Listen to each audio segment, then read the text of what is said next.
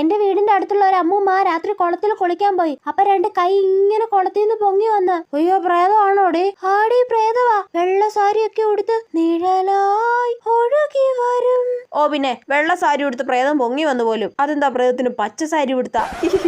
നേവോടെ നീ വിശ്വസിക്കണ്ട. നീയൊക്കെ ഇങ്ങനെ പ്രേതം ഭൂതം എന്നൊക്കെ പറഞ്ഞ് മണ്ടക്കഥകളും കേട്ട് വിശ്വസിച്ചിങ്ങനെ ഇരുന്നോ? നീ വിശ്വസിക്കണ്ട. ഇവിടെ ഇന്ന് രാത്രി പ്രേതം പിടിക്കണമല്ലേടി? പിന്നെ അല്ലാണ്ട്. അതെന്താ പ്രേതം രാത്രി മാത്രം വരുന്നത്? പ്രേതത്തിന് വെളിച്ചം പേടിയാണോ? ഓ ഇവളോട് വാശി പിടിച്ചിട്ട് ഒരു കാര്യമില്ലടി. പേടിക്കാനും വേണം ബുദ്ധി. നീ ബാക്കി പറയണേ ലൂസി. അവളെ മൈൻഡ് ചെയ്യണ്ട. പറ കേക്കട്ട് മണ്ടത്തരങ്ങള്.